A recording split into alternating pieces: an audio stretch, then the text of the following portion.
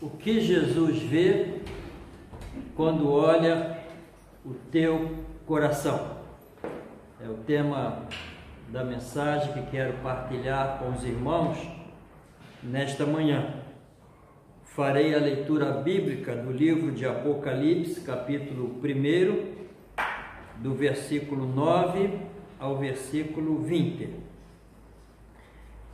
Eu, João, que também sou o vosso irmão e companheiro na aflição e no reino e na paciência de Jesus Cristo, estava na ilha chamada Pátimos por causa da palavra de Deus e pelo testemunho de Jesus Cristo. Eu fui arrebatado em espírito no dia do Senhor. Eu ouvi detrás de mim uma grande voz, como de trombeta, que dizia: o que vês, escreve no livro, e envia-o às 7 igrejas que estão na Ásia, a Éfeso, a Esmirna, e a Pérgamo, e a Tiatira, e a Sardes, e a Filadélfia, e a Laodiceia. E virei-me para ver quem falava comigo, e virando-me vi 7 castiçais de ouro, e no meio dos 7 castiçais, um semelhante ao Filho do Homem, vestido até os pés de uma veste comprida e cingido pelo peito com um cinto de ouro. E a sua cabeça e cabelos eram brancos como lã branca, como a neve, e os olhos como chama de fogo, e os seus pés semelhantes a latão reluzente, como se tivesse sido refinado numa fornalha, e a sua voz como a voz de muitas águas. E ele tinha na sua destra 7 estrelas, e da sua boca saía uma aguda espada de 2 fios, e o seu rosto era como o sol, quando na sua força resplandece. E eu, quando o vi, caí a seus pés como morto. E ele pôs sobre mim a sua destra, dizendo-me: não temas, eu sou o primeiro e o último, e o que vive. Fui morto, mas eis aqui estou vivo para todo sempre. Amém. E tenho as chaves da morte e do inferno. Escreve as coisas que tens visto, e as que são, e as que depois destas hão de acontecer. Esse é o mistério das 7 estrelas que viste na minha destra e dos 7 castiçais de ouro. As 7 estrelas são os anjos das 7 igrejas, e os 7 castiçais que viste são as 7 igrejas. Amém? Que o Senhor possa abençoar e fazer frutificar a sua palavra nos nossos corações. Na ocasião em que João recebeu esta revelação, a igreja estava a passar por um dos momentos mais terríveis e sombrios da sua história. No ano 54, desde que Nero assumiu o governo do Império Romano, aos 16 anos de idade, a igreja passou a ser violentamente perseguida pelo Império. Nero era um homem louco, devasso, violento e cruel. Foi capaz de mandar matar a sua própria mãe, depois sua irmã e outros membros da sua família.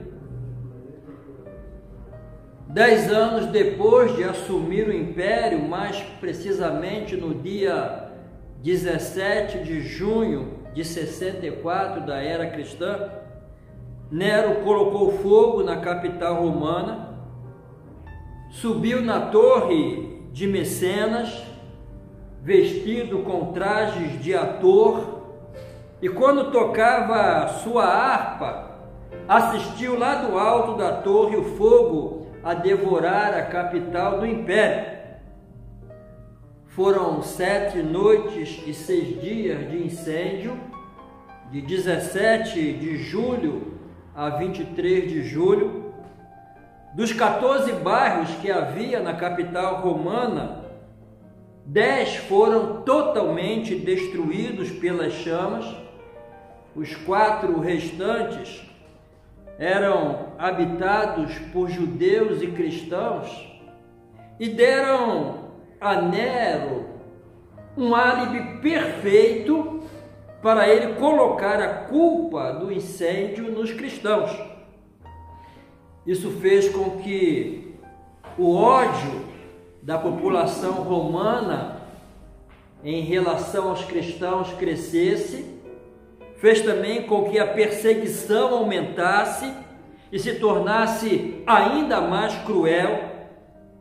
Dizem os historiadores que faltou madeira para fabricar cruzes onde cristãos eram crucificados. Cristãos cobertos com petróleo eram amarrados em postes e queimados vivos para iluminar a cidade. No ano 68, Nero foi deposto pelo Senado romano e então comete suicídio. Vespasiano assume como imperador no seu lugar e no ano 70 inaugura o Coliseu Romano. Numa festa de inauguração do Coliseu que durou 100 dias, mais de 10.000 cristãos foram mortos com requintes de crueldade, eram enrolados em peles de animais para serem mordidos pelos cães, pisados por touros e devorados por leões famintos. Irmãos, eu fico a pensar, se vivêssemos naquela época, manteríamos nossa fidelidade ao Senhor? Não era fácil. Hoje há cristãos que desanimam por tão pouco. O que aconteceria se vivessem naquela época? Não era fácil confessar a Jesus Cristo como Senhor e Deus. Foi por isso que Jesus enviou a seguinte palavra à igreja: ser fiel até a morte e dar-te-ei a coroa da vida. A igreja precisava receber essas palavras de consolação. Como nenhum governante desse mundo é eterno, por mais poderoso que seja, Vespasiano morreu no ano de 79. Então Domiciano, filho de Vespasiano, assumiu o governo do império e foi pior ainda que o seu pai. Conhecido como o segundo Nero, foi o primeiro imperador a atribuir para si o título de Senhor e Deus. No ano de 86, Domiciano deporta João, então pastor da igreja de Éfeso, e João então é deportado para a ilha de Patmos. E vale ressaltar que nessa época todos os demais apóstolos já haviam sido mortos, martirizados por pregar o evangelho. Nenhum dos apóstolos teve morte natural, todos foram martirizados. E João era o último sobrevivente do grupo apostólico. Certamente a intenção de Domiciano ao enviar João ao exílio da ilha de Patmos era calar a voz de João, calar a voz da igreja, que apesar da cruel perseguição continuava a crescer. Domiciano pretendia fechar as portas da terra para João. Mas quando as portas da terra fecharam-se para João, Deus abriu-lhe uma porta no céu e disse-lhe: sobe, e te mostrarei as coisas que acontecerão. A igreja estava a ser perseguida, milhares de crentes já haviam sido martirizados, João estava exilado na ilha de Patmos, mas apesar de tudo, sobretudo e sobre todos, Deus continuava no trono, a ter o controle de todas as coisas e a reger a história da humanidade como faz até hoje. Então João em espírito subiu ao céu e lá ouviu uma voz por trás dele que lhe disse: escreve. E quando virou-se, viu 7 castiçais de ouro e viu Jesus andar entre os 7 castiçais. Ele viu Cristo em toda a sua glória. O Cristo que ele agora vê não é o Cristo a suar sangue, prostrado de joelhos em forte clamor, a clamar em lágrimas, como no jardim do Getsêmani. Não é o Cristo cuspido, esbofeteado, torturado, vilipendiado do sinédrio judaico. Não é o Cristo surrado, espancado, humilhado do pretório romano. Não é o Cristo que caminha pelas ruas de Jerusalém a sangrar, a carregar a cruz pesada debaixo de vaias, ofensas, xingamentos, insultos deferidos por uma multidão ensandecida. Não é o Cristo pendurado numa cruz, a agonizar e a esperar pela morte, mas ele vê o Cristo da glória, o Cristo vencedor, o Deus Todo-Poderoso. Seus cabelos não estão mais cheios de poeira e sangue, mas são alvos como a neve, brancos como a lã. Seus olhos não estão mais inchados, mas são como chama de fogo.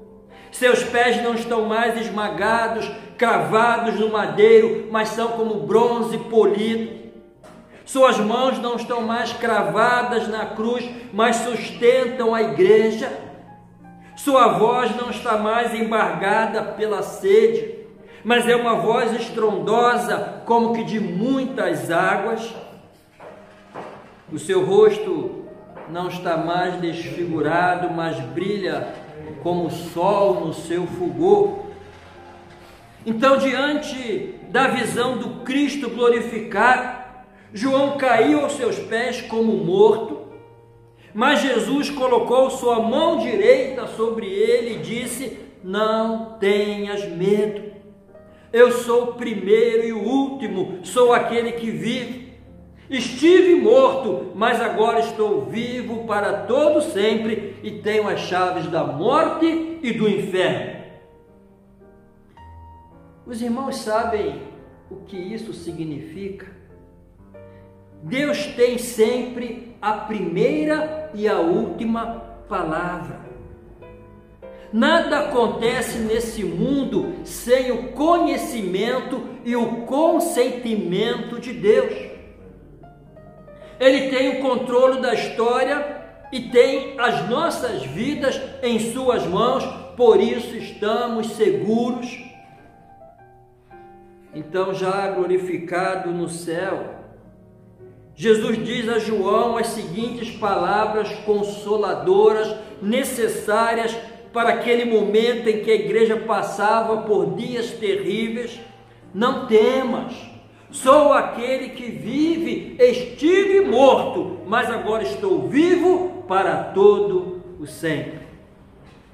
Irmãos, não adoramos um Cristo que esteve vivo e agora está morto, mas adoramos um Cristo que esteve morto e reviveu. Adoramos um Cristo vencedor, um Cristo vitorioso. No versículo 13, João diz que viu Jesus entre os castiçais de ouro, isto é, no meio das igrejas. O mundo só pode ver Jesus através da igreja. É através da igreja que o mundo vê Jesus. A igreja é a revelação de Cristo e Ele está aqui no meio de nós. E é por isso que nós estamos aqui. Nós viemos a esse lugar para ter um encontro com Jesus que está aqui. É a presença de Jesus aqui entre nós que transforma esse momento num momento importante. Como disse no domingo passado, precisamos ter o senso da presença de Jesus nos nossos cultos. É a presença de Jesus entre nós que faz de cada culto um momento importante, especial. Não é uma data específica, não é um evento especial que torna o culto importante, mas a presença de Jesus entre nós. E ele disse: onde houver 2 ou 3 reunidos no meu nome, ali eu estarei. Então, até no culto de quinta-feira, onde não vem muitos irmãos, Jesus está presente. Isso é o mais importante. E para que Jesus está aqui? Primeiro, para receber a nossa adoração. A razão principal, o motivo principal pelo qual viemos aqui é para adorar a Jesus. Mas ele também anda entre nós, anda no meio dos castiçais de ouro, para sondar, exortar, repreender, corrigir, ensinar, consolar, fazer promessas. Observamos no texto que, na medida em que Jesus caminha entre as igrejas, há um estribilho que se repete sempre: eu conheço, eu conheço, eu sei. Para 5 das 7 igrejas, ele usa a mesma expressão: eu conheço. O que as pessoas não sabem, eu sei. O que a igreja não sabe, eu sei. O que o teu pai ou a tua mãe não sabe, eu sei. O que o teu pastor não sabe, eu sei. O que a tua esposa ou esposo não sabe, eu sei. Eu conheço as tuas obras. Aquilo que ocultaste, eu estava lá. Nada fica escondido aos seus olhos, que são como chamas de fogo. E o que Jesus viu naquelas igrejas? Domingo passado eu falei da igreja de Éfeso, né? O que Jesus viu ali? Que faltava amor. O primeiro amor. Eu quero começar agora pela igreja de Esmirna. Jesus disse a essa igreja: conheço as tuas obras, e tribulação, e pobreza, mas tu és rico. Esmirna era a igreja mais pobre da Ásia Menor. Ela se considerava pobre. Os homens a consideravam uma igreja pobre. Mas Jesus diz a essa igreja: és rica. És rica. Irmãos, o que é uma igreja rica para nós? Uma igreja grande? Uma igreja que tem muito dinheiro, muito patrimônio, muitos bens, membros influentes na sociedade? A igreja de Esmirna não tinha nada disso. Era uma igreja pobre, mas rica aos olhos de Deus. Certamente era uma igreja rica em espiritualidade, rica em devoção, rica em amor a Deus e ao próximo. Porque se não fosse assim, Jesus jamais lhe diria: és rica. Não quero ser simplista e muito menos simplório, mas o que importa não é ser materialmente rico, mas sim rico espiritualmente. Isso é o que importa para Deus. A igreja mais rica em termos materiais, a que tinha melhor autoimagem de si mesma, a que olhava no espelho e dizia: estou rica, adquiri riquezas e não preciso de nada. A essa Jesus disse: és pobre. A igreja de Laodiceia. O que impressiona os homens não impressiona a Deus. O que é grande aos olhos dos homens pode ser desprezível aos olhos de Deus. Mas vale juntar tesouro no céu do que tesouro aqui na terra. Para a igreja de Esmirna, Jesus também disse: conheço as tuas aflições. E como já dissemos, não eram poucas as aflições dos cristãos naquela época, que sofriam violenta e cruel perseguição. Hoje não passamos pelo mesmo, graças a Deus, a liberdade religiosa aqui no nosso país, aqui em Portugal, como em várias partes do mundo. Mas também temos as nossas aflições. E Jesus as conhece. Ele não ignora nenhuma das nossas aflições. Ele conhece a sua dor, conhece as tuas lágrimas, conhece as tuas madrugadas sem dormir, sabe pelo que está a passar, conhece os teus dramas. E assim como disse a igreja de Esmirna, também diz a ti: conheço as tuas aflições. Não tenhas medo. Ser fiel até a morte e dar-te-ei a coroa da vida. Das 7 igrejas, somente 2 não receberam a censura de Jesus.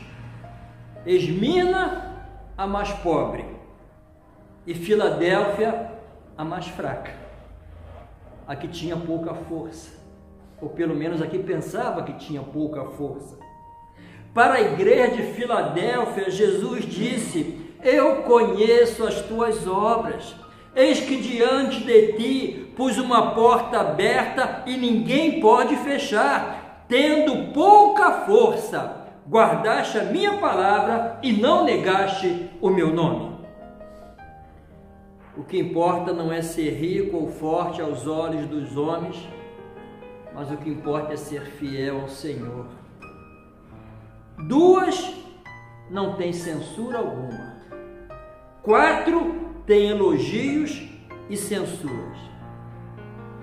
Os crentes de Éfeso, como já vimos, mantiveram a doutrina, tinham boas obras, mas perderam o amor, o gozo, o entusiasmo do princípio. A igreja de Tiatira já era o contrário. Jesus a elogia pelo seu entusiasmo e amor, mas não tinha doutrina. Tudo era permitido naquela igreja, havia muita tolerância ao pecado. A igreja de Pérgamo tinha muitos fiéis, inclusive um tal de Antipas que morreu queimado por causa da fé. Mas havia gente a viver uma vida mundana, uma vida de imoralidade, cheia de pecados. Sardes tinha fama de ser uma igreja avivada, culta, empolgante, emocionante, mas Jesus lhe disse: conheço as suas obras, você tem fama de estar vivo, mas está morto. Tinha fama de ser uma igreja avivada, mas estava morta. O que impressiona os homens não impressiona Deus.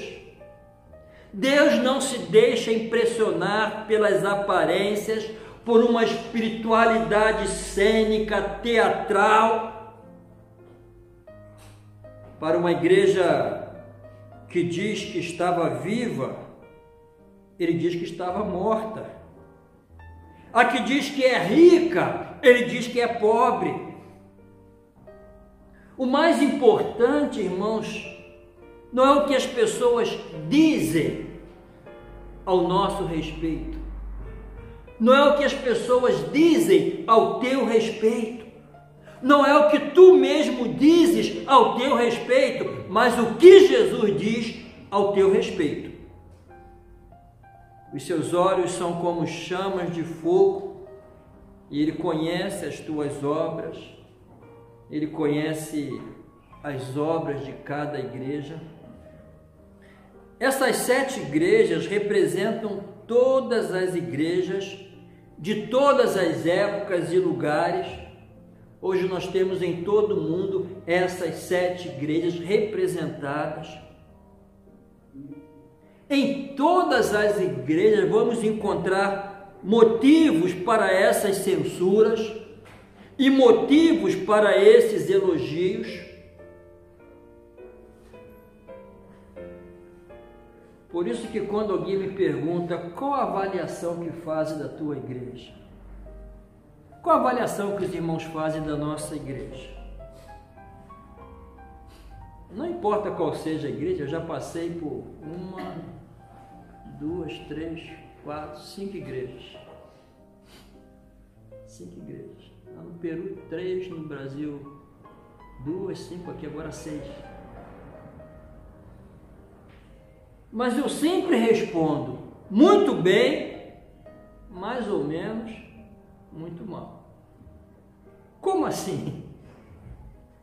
É porque na igreja, onde há pessoas que escutam o mesmo pastor, participam da mesma mesa do Senhor, como vamos participar hoje, dos mesmos cultos, que cantam os mesmos louvores, que recebem os mesmos ensinamentos, a gente cheia do Espírito Santo, gente a oscilar na fé e, infelizmente, gente a viver em pecado.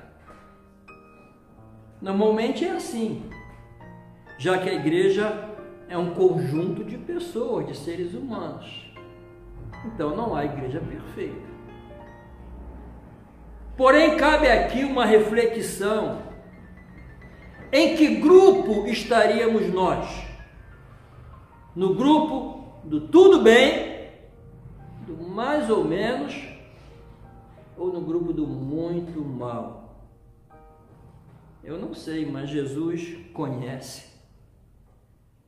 Ele sabe se há elogios a fazer na tua vida e se há censuras, se há repreensão.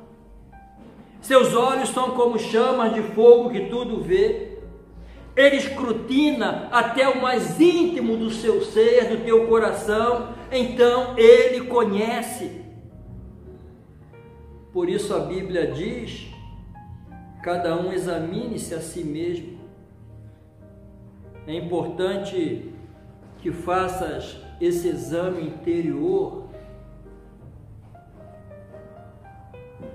não para te sentires culpado, mas para corrigires o que possa estar mal em tua vida, porque Jesus já te examinou e te conhece. A única igreja sem nenhum elogio, sabe qual foi? Foi a única igreja que tinha o máximo conceito de si mesmo. Laodiceia.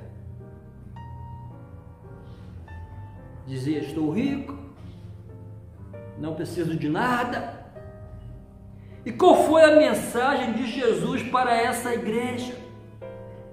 A mensagem foi que ela devia ser honesta consigo mesma, deixar de ser hipócrita, fazer um exame interior sincero e arrepender-se. Mas sobre a igreja de Laodiceia eu vou dedicar um sermão específico para uma outra ocasião.